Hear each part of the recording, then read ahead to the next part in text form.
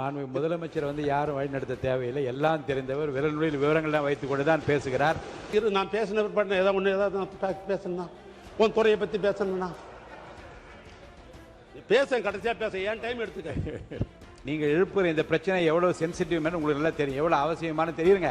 நீங்க அதை இப்போது எழுப்பினால் அதற்குரிய பதிலை நாங்கள் சொல்ல அங்க அமைச்சர்கள் இருக்கேன்னு சொல்லாமல் பதில் விட்டா அப்ப நீங்க சொல்லுவதுதான் இல்லை. இந்த மானிய கோரிக்கை மீதான கருத்துக்களை மட்டும் நீங்க சொல்வது பொருத்தமாக இருக்கு, அதை மட்டும் ஒட்டு பேசுங்க. இந்த டேபிள், இந்த பேசுகிற ஒலிவாங்கி என்கிற இந்த மைக்கு, செக்ரட்டரி உட்கார்ந்து இருக்கிறது, இது அத்தனையும் செய்தது திராவிட மாடல் ஆட்சியில தமிழ்நாட்டுடைய பொதுப்பணித்துறை அமைச்சராக இருந்த நான் பார்த்து இரவு நேரத்தில் எப்படி நாம் செய்ய வேண்டும் என்று சொல்லி இது செய்யப்பட்டது. அந்த டேபிள் செஞ்சது நாங்க தான், மைக்கு செஞ்சது நாங்க தான், சேர் செஞ்சது நாங்க தான். இது மக்கள் வரிப்பணத்தில் செய்யப்பட்டது தமிழ்நாடு அரசால் என்பதை சுட்டிக்காட்டுகிறேன். நான் சொல்வேன், இந்த திட்டத்திற்கு காமராசர் பெயரை விட பொருத்தமான பேர் உலகத்திலேயே கிடையாது என்பதை உறுப்பினருக்கு தெரியும். சூப்பரா இருக்கு அம்மா, எனக்கு இதோட சீக்கிரம் தெரியும். Chocolate sweetened condensed milk from Milky Mist. Aachi masala, எந்த சமையலும் ருசி தேடும் ரகசியம். 20 ரூபாய். மாண்புமிகு முதலமைச்சர் அவர்கள் அன்றைக்கு தன்னுடைய பதிலுரையிலே பேசுகிற பொழுது நாங்கள் எல்லாம் கேட்டுக்கொண்டுதான் இருந்தோம். முதலாக முதலமைச்சர் வந்திருக்கிறாரு, உரையை நாம் முழுமையும் கேட்க வேண்டும் என்ற அடிப்படையில் தான் நாங்கள் அந்த உரையெல்லாம் கேட்டுக்கொண்டிருந்தோம். திடீரென்று பேசிய நம்முடைய முதலமைச்சர் அவர்கள் திடீரென்று என்ன சொன்னார் என்று சொன்னால், நான் அதை பேசிய முழு பேச்சு வச்சிருக்கிறேன், இருந்தாலும் அதை சுருக்கமாக நான் சொல்லுகிறேன். அன்றைக்கு முதலமைச்சர் அளித்த பதில் உரையில டெண்டர்களை முறைப்படுத்த தெரிந்த அளவுக்கு அதனுடைய டெண்டரை ரேட்டை உயர்த்தி ஊழல் செய்ய தெரியாது என்று வார்த்தை சொன்னார். ஊழல் என்பதை தயவுசெய்து நீங்களே எடுத்துருங்க, இப்போ எடுத்துருங்க. அவர் சொன்ன வார்த்தை தான் கோட் பண்றேன், அது நீங்களே எடுத்துடலாம். எங்களுக்கு ரேட்டை ஏற்றி பண்ண தெரியாது. ஏன்னா அந்த ரேட்டு ஏற்றுறது போறது வரதெல்லாம் யாரோ முதலமைச்சருக்கு அவர் யாரோ தவறாக வழிநடத்தி விட்டார்களோ அல்லது அவருக்கு செய்தி இப்படி தவறாக கிடைத்திருக்கிறதோ என்ற அடிப்படையில் தான் இருப்ப. எனக்கு தெரியும், எதை பேசணும் தெரியும். உட்காரு. அவருக்கு அதிகாரிகள் தவறாக எழுதி கொடுத்து விட்டார்களோ, அது தவறாக நடத்தி விட்டார்கள். மாண்புமிகு பேரவைத் தலைவர் அவர்களே, மாண்புமிகு முன்னாள் அமைச்சருக்கு நன்றாக தெரியும், தவறாக எழுதி கொடுத்து விட்டாரோ, தவறாக புரிந்து கொண்டாரோ என்ற வார்த்தைகள் அவைக்கு இப்பொழுது நீக்குமாறு கேட்டுக்கொள்ளும். வார்த்தைகள் அவைக்குள் நீக்கப்படுகிறது. மாண்புமிகு முதலமைச்சர் யாரும் வழிநடத்த தேவையில்லை, எல்லாம் தெரிந்தவர், விரல்நுழையில் விவரங்கள்லாம் வைத்துக் கொண்டு தான் பேசுகிறார். நீங்க தொடர்ந்து பேசலாம். ஆக இது சட்டமன்றத்திலே இது ஒரு பதிவாக இருக்கிற காரணத்தினால் இதை சொல்றேன். நான் என்ன சொல்றேன், முதலமைச்சருக்கு அதிகமான திறமை என்பதிலே எனக்கு ஒன்றும் மாற்று கருத்தல்ல. ஆனால் நான் சொல்ல விரும்புவது, என்னுடைய வயதுக்கு நான் இந்த சட்டமன்றத்திற்கு 1984 வந்தேன் என்பது உங்களுக்கு தான் தெரியும். நான் எந்த தவறான வார்த்தைகளோ அன்பார்லிமெண்ட் வாழலாம் நான் பயன்படுத்த மாட்டேன், பயன்படுத்தும் எனக்கெல்லாம் தெரியாது. ஏன்னா அப்படித்தான் எங்களெல்லாம் வளர்த்திருக்கிறார்கள். மக்கள் தலைவர் எம்ஜிஆர் காலத்திலும் சரி, அண்ணன் கலைஞர் காலத்திலும் சரி, என்னுடைய தலைவர் திராவிட மாடல் நாயகர் எங்களுக்கு அப்படித்தான் வளர்த்திருக்கிறார், மாற்று கருத்தில். ஆனால் ஷெட்யூல் ஆஃப் ரேட் என்பது எப்படி தயார் செய்யப்படுகிறது, நாளைக்கு அமைச்சராக இருப்பவர்கள் நீங்க பிற்காலத்தில் ஒரு கேள்வி கேட்கும்போது நீங்களே அப்படித்தான் பதில் சொல்ல வேண்டிய ஒரு சூழ்நிலை இருக்கிறது. இந்த புத்தகத்தை நான் ஒன்றும் தயார் பண்ணிட முடியாது, ஷெட்யூல் ஆஃப் ரேட் நான் பண்ண முடியாது. இது காலாகாலமாக 1947 சுதந்திரம் இருந்த காலத்திலிருந்து ஷெட்யூல் ஆஃப் ரேட் என்பது அரசினுடைய கைடு மாதிரி, எல்லா துறைக்கும் இது கைடு மாதிரி. நான் எல்லா துறையும் சொல்லிட்டேன், நான் இதில் ஒன்றும் தவறான இதையும் நான் சொல்லவில்லை என்று இந்த நேரத்தில் நான் தெரிவித்துக் கொள்ள நான் விரும்புகிறேன். அதோடு மட்டுமல்ல, இந்த துறையை பற்றி நீங்க சொல்லணும்னு நினைச்சீங்க, நான் சுருக்கமாக சொல்றேன். முதலமைச்சர் சாலை மேம்பாட்டு திட்டத்தின் கீழ் இப்ப இருக்கிற இந்த கொள்கை விளக்கு புத்தகத்தில் சொல்றேன். முதலமைச்சருடைய சாலை மேம்பாட்டு திட்டம் என்ற பேர்ல 497 கிலோமீட்டர் 4 வழித்தடமாக, 77 கிலோமீட்டர் 2 வழித்தடமாக மேம்படுத்தும் நிலை பணியாக உள்ளது என்று பக்கம் 37 நீங்க குறிப்பிட்டிருக்கிறீங்க.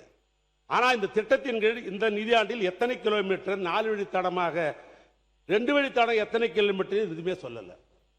ஒரு ஸ்கீமை சொல்லலாம், இந்த விஷயம் இவ்வளவு பணம் ஒதுக்கிறோம், நாங்கள் செய்ய போறோம்னு சொல்லணும். ஆனால் அப்படி சொல்லல. அதோடு மட்டுமல்ல, முதலமைச்சர் அனைத்து பருவ காலங்களிலும் தங்கு தடையின்றி சாலைகளை இணைக்கும் திட்டம், உயர்மட்ட பாலங்கள் அமைத்தல் ஆகிய தலைப்புகளில் நிலுவையில் உள்ள பணிகள் மட்டுமே குறிப்பிடப்பட்டுள்ளன. இந்த நிதியாண்டில் எத்தனை பணிகள் மேற்கொள்ளப் போகிறீர்கள் என்ற விவரம் இல்லை. ஏன்னா இந்த முதலமைச்சர் என்றது சட்டமன்ற உறுப்பினர்லாம் எழுதி கொடுப்பாங்க. முதலமைச்சர்ல எனக்கு இந்த ரோடு வேணும், இந்த பள்ளம் வேணும், மழை வருந்தா இப்படி வேணும், அப்படி எழுதி கொடுப்பாங்க. அந்த தலைப்பில் பணம் ஒதுக்குவாங்க. எல்லா எம்எல்ஏ கேட்கிற அந்த கோரிக்கையை நிறைவேற்றுகிற அந்த தலைப்பில். ஆனால் என்ன செய்ய போறோம் என்பது இந்த குறிப்பிடவில்லை. எத்தனை பணிகள் எடுத்துக்கொள்ள போறோம் என்றும் இதில் விவரம் இல்லை. மாண்பு உறுப்பினர் குறுக்கீடு எல்லாம் 31 நிமிஷம் அனுமதி அளித்திருக்கிறேன், முடிச்சிருங்க. போதும். நீங்க கட்டிடங்களை பத்தியே 20 நிமிடம் கட்டிடங்களை பத்தியே நிறைய பேசிட்டீங்க. வாங்க சப்ஜெக்ட்டுக்கு வந்துருங்க. அதே போன்று புறவழிச்சாலை, நகர்ப்புற மதிச்சாலை, உள்கட்டமைப்பு மேம்பாடு திட்டங்கள் நிலுவையில் உள்ளன. பணிகள் மட்டும் 40-41 குறிப்பிட்டுள்ளது. இந்த நிதியாண்டில் இந்த திட்டங்களில் நிறைவேற்றப்படும் என எந்த திட்டமும் குறிப்பிடவில்லை. அதே போன்று பேரிடர் மேலாண்மை செயல்பாடுகள் குறித்து, வெள்ளத்தடுப்பு பணிகள் குறித்தோ இந்த அரசு எந்தவித நடவடிக்கை மேற்கொள்வது என்ற கொள்கை குறிப்பில் எதுவும் குறிப்பிடவில்லை.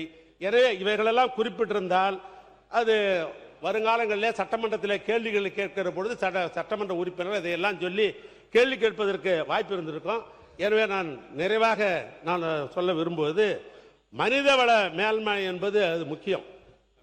உதாரணமாக அந்த சட்டமன்றத்தில் நின்று பேசிக் கொண்டிருக்கிறோம். நீங்கள் முதலாக எங்கள் சட்டமன்ற உறுப்பினராக வந்த காலத்திலையும் சரி, அவை முன்னவர் இருக்கிறார் என்னுடைய நண்பர், அவை நண்பர், அவர் வந்த போதும் சரி, எங்களுடைய முதலமைச்சராக இருந்து சிறப்பாக பணியாற்றிய என்ன அண்ணன் ஓபிஎஸ் காலத்திலும் சரி, இதில் பார்த்தீங்கன்னா ஒரு 5 அடி பெரிய டேபிள் போட்டிருக்கும். 5 அடி பெரிய டேபிள், 2 பக்கம் நம்ம உட்காந்துக்குவோம், 2 பக்கம் உட்காந்துக்குவோம். பிரச்சனை பெருசாகும் போது ஒருத்தர் கையை பிடிச்சி எடுத்துக்கிற அளவுக்குலாம் அந்த சட்டமன்றத்தில் ஒரு காலத்தில் நடைபெற்ற வரலாறுலாம் உண்டு. ஆனால் இன்றைக்கு இப்படி கலநயத்தோடு இந்த டேபிள், இந்த அமைச்சர் பெருமக்கள்லாம் உட்காந்துற கலநயத்தோடு டேபிள், முதலமைச்சர் உட்கார்ந்து இருக்கிற கலநய டேபிள், எங்க எதிர்கட்சி தலைவர் உட்கார்ந்து இருக்கிற கலநயத்தோடு டேபிள், இந்த எதிர்கட்சியில் இருக்கிற நம்முடைய தோழமை கட்சி சட்டமன்ற உறுப்பினர் உட்கார்ந்து கலநயத்தோடு இருக்கிற டேபிள், இந்த டேபிள், இந்த பேசுகிற ஒலிவாங்கி என்கிற இந்த மைக்கு, இந்த செக்ரட்டரி உட்கார்ந்து இருக்கிறது, இதை அத்தனையும் செய்தது திராவிட மாடல் ஆட்சியில தமிழ்நாட்டுடைய பொதுப்பணித்துறை அமைச்சராக இருந்த நான் பார்த்து இரவு நேரத்தில் எப்படி நாம் செய்ய வேண்டும் என்று சொல்லி இது செய்யப்பட்டது. நான் பேசின ஏதாவது பேசணும்னா உன் துறையை பத்தி பேசணும்னா பேச, கடைசியா பேச ஏன் டைம் எடுத்துக்க. அதனால இவைகள்லாம் நம்ம செய்ய வேண்டும் என்று சொன்னா அரசு அதிகாரிகள் நமக்கு ஒத்துழைக்கணும். நாம் அரசாங்கம் ஒரு திட்டம் போடுகிறோம் என்று சொன்னால் அந்த திட்டம் மக்களுக்கு போய் சேர வேண்டும் என்று சொன்னால் அது அரசு அலுவலர் கையில் தான் இருக்கிறது. அதனால் சொல்லுகிறேன், உங்க அலுவலர் எங்க அலுவலர் கிடையாது. ஏத்து பூரா எங்களுக்கு சலாம் போட்டவங்க தான் இன்னைக்கு உங்களுக்கு சலாம் போட்டுக்கிறாங்க. அரசு அதிகாரி பொதுவானவர்கள் தான். ஜனநாயகத்திலே மக்கள் யாருக்கு ஓட்டு போடுறாங்களோ மாறி மாறி ஆட்சி அமைச்சுக்கிறோம், அவ்வளவுதான். அரசு அதிகாரி பொதுவானவர் தான். அந்த அரசு அதிகாரிகளுக்கு நல்லதே செய்ய வேண்டும் என்று எண்ணிய முதல்ல யார் தெரியுமா? என் அண்ணன் கலைஞர் தான் அரசு அலுவலர்களுக்கு உதவி செய்ய வேண்டும் நினைத்தவர். இதை சொன்னாக்கா வருங்காலத்தில் இந்த ஆட்சி இருப்பவர்கள் செய்வீங்கன்ற அந்த நம்பிக்கைக்காக நான் குறிப்பிட விரும்புகிறேன். அரசு அலுவலர்கள் ஊதியம் என்பது திட்டத்தோடு இணைந்த ஒன்றுதான். ஆசிரியர்கள் இந்த நாட்டினுடைய கண்கள். அவர்கள் இல்லை என்று சொன்னால் பண்பட்ட சமூகம் உருவாகாது. ஆனால் தான் கழக ஆட்சி வந்த பொழுது என் தலைவர் கலைஞர் அவர்கள் இன்றைக்கு அவர்களுக்கு அரசு அலுவலர்களுக்கு எண்ணற்ற திட்டங்களை செஞ்சார். 72 அன்றுதான் அரசு அலுவலர்களுக்கு இந்த பழிவாங்கும் ரகசிய குறிப்பீடுன்னு ஒரு காலத்தில் இருந்தது. அதை ரத்து பண்ணவர் அண்ணன் கலைஞர். 15/1/72 அன்று அரசு அலுவலர்கள் பணிக்காலத்தில் இருந்தால் அவர்களுக்கு வாரிசு உரிமை என்ற அடிப்படையில் பணிகள் அவங்க இறந்தாங்கன்னாக்கா முதலாக இன்றைக்கு லட்சக்கணக்காக இருந்துச்சு. 10,000 ரூபாய் அந்த குடும்பத்துக்கு, இறந்த குடும்பத்திற்கு கொடுக்க வேண்டும் சொன்னவர் கலைஞர். பொங்கல் போனஸ் தந்தவர் கலைஞர். அதோடு மட்டுமல்ல, ஒன்றிய அரசாங்கத்திற்கு இணையாக மாநில அரசு அவர்களுக்கு ஊதிய வகைகளை வகுத்து கொடுத்தவர் அண்ணன் கலைஞர். அரசு பணியாளர்களுக்கு 30 ஆண்டுகள் பணிபுரிந்தால் அவளுக்கு முழு ஊதியம் பெற வேண்டும் என்று சொன்னவர் கலைஞர். 15 நாட்கள் ஈட்டிய விடுப்பை ஒப்படைத்தால் அதற்கு பணப்பயன் கொடுக்கும் என்று சொன்னவர் கலைஞர். 2008 அரசு பணியாளர்களுக்கு புதிய மருத்துவ காப்பீட்டத்தை கொண்டு வந்தவர் கலைஞர்.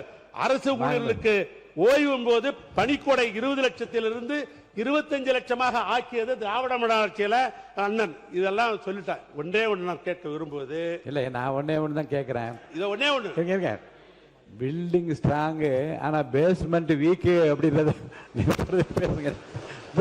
முடிச்சிருங்க. பேரத்தவர்களே, 2003 ஒரு முக்கியமானது. இது நாளைக்கு உங்களே கேட்பாங்க, உங்க ஆபீஸ்ல வேலை செய்யறவங்க, ஏங்க எங்களை பத்தி பேசும்போது பெல் அடிச்சிட்டீங்களே அப்படின்னு உங்களே கேட்டுருவாங்க. நம்ம அதுக்காக சொல்றேன், வேற ஒண்ணும் இல்லை. உங்களுக்கு நல்ல பேர் ஒன்றுதான் சொல்றேன். 1/4/2003 ஏற்கனவே பழைய ஓய்வு திட்டம் இருந்தது, அதை ரத்து செய்து விட்டார்கள்.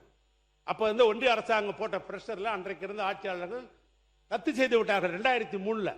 அதுக்கு பின்னால் பல போராட்டம். 2003 இருந்து 2026 வரைக்கும் நீங்க எல்லாம் பத்திரிகையில பார்த்திருப்பீங்க, தொலைக்காட்சியில பார்த்திருப்பீங்க, சென்னையே பார்த்தா பல போராட்டங்கள். மாண்பு உறுப்பினருங்க, மானிய கோரிக்கைகளை தாண்டி நீங்க பேசுகிற போது குறுக்கீடுகளும் அவங்க வந்து கிளாரிபிகேஷன்லாம் கேட்டால் இன்னும் காலதாமதமாகும். உங்க உரையை நீங்க வந்து விரைவாக முடிச்சிருங்க. உங்களுக்கு அனுமதி தரேன் உட்காருங்க.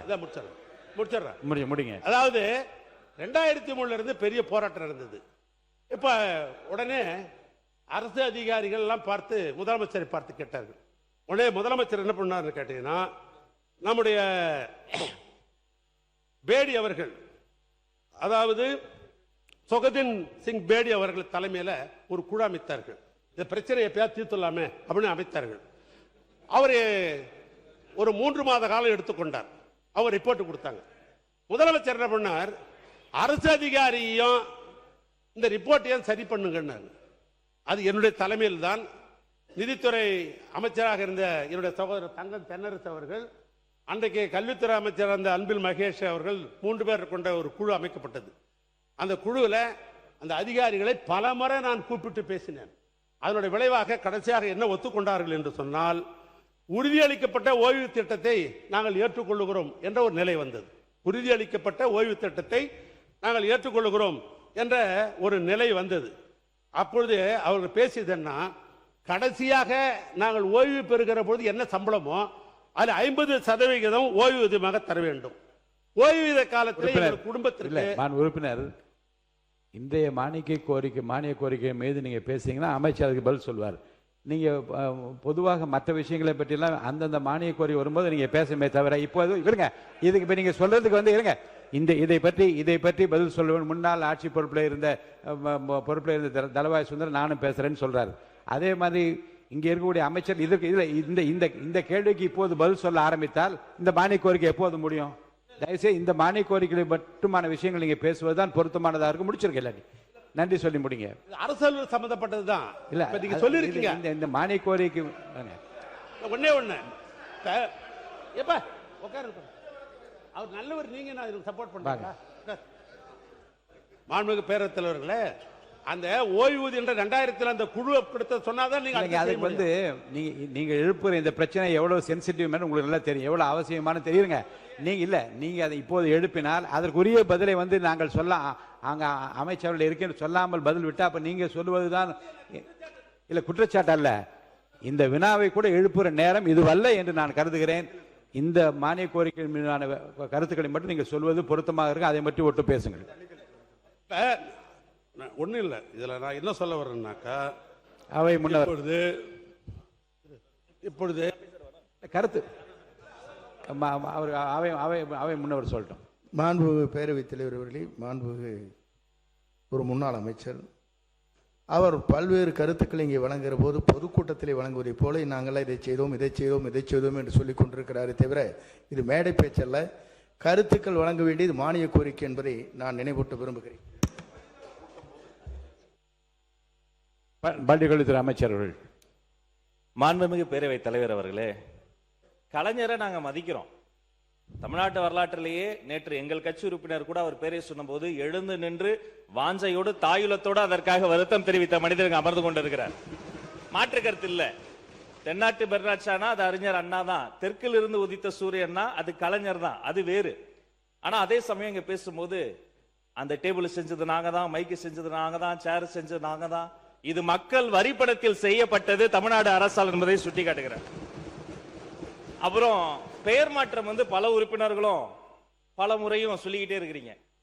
நான் வரலாற்றை சுட்டிக்காட்ட ஆசைப்படுறேன். 96ஆம் ஆண்டுக்கு பிறகு முத்தமிழறிஞர் கலைஞர் அவர்களினுடைய ஆட்சி அமைந்த பிறகு இது அவர் பேசியது. ஒரு பெயர் மாற்றத்தை அவர் செய்தார். இது அவருடைய வார்த்தைகள். திரைப்பட நகர் ஜே சிட்டி சிட்டி ஒன்று ஆரம்பிக்கப்பட்டது பற்றி உங்களுக்கு எல்லாம் தெரியும். கலைஞர் சொல்றார், இதன் பெயரை நாங்கள் ஆட்சி பொறுப்புக்கு வந்த பிறகு பொருத்தமான பெயராக இருக்கும் என்று ஜே சிட்டி சிட்டி எம்ஜிஆர் திரைப்பட நகராக நான் மாற்றுகிறேன். கலைஞரே அறிவித்திருக்கிறார். பெயர் மாற்றம் என்பது காலங்காலமாக நடப்பது. அது மட்டுமல்ல, அம்மா பசுமை வீடு கலைஞர் கனவு இல்லமாக மாறுகிறது. அம்மா மருந்தகம் முதல்வர் மருந்தகம் மாறி இருக்கிறது. அம்மா மினி கிளினிக் முதல்வர் கிளினிக்காக மாறி இருக்கிறது. ஆனா இங்க நான் 10 இடத்திற்கு போயாவது செல்வம் சேர்த்து வருவேன், நீ படிக்கின்ற வேலையை மட்டும் பாரு என்று தமிழ்நாட்டின் கல்வி கண்ணை திறந்தவர் கொள்கை தலைவர் கர்ம வீரர் காமராசர் அவர்களின் பெயர் தான் இந்த காலை உணவு திட்டம் பத்தி அவர் சொன்னாரு. அது 203 கோடியே 72 லட்சம் ரூபாய் செலவுல பெருந்தலைவர் காமராஜர் காலை உணவு திட்டமாக விரிவாக்கம் செய்யப்பட்டிருக்கிறது. ஒரு குறிப்பிட்ட வகுப்பில் இருந்து பல்லாயிரக்கணக்கான குழந்தைகளுக்கு காலை உணவு விரிவாக்கம் செய்யப்பட்டு மேம்படுத்தப்பட்டிருக்கிறது. நான் சொல்வேன், இந்த திட்டத்திற்கு காமராசர் பெயரை விட பொருத்தமான பேர் உலகத்திலேயே கிடையாது என்பதை உறுப்பினருக்கு தெரியும். உறுப்பினர் தலவாய் ஒரு நிமிஷம் அவர் கொடுங்க. வாங்க உட்காருங்க. மாண்புமிகு பேரவைத் தலைவர் அவர்களே, மாண்புமிகு உறுப்பினர்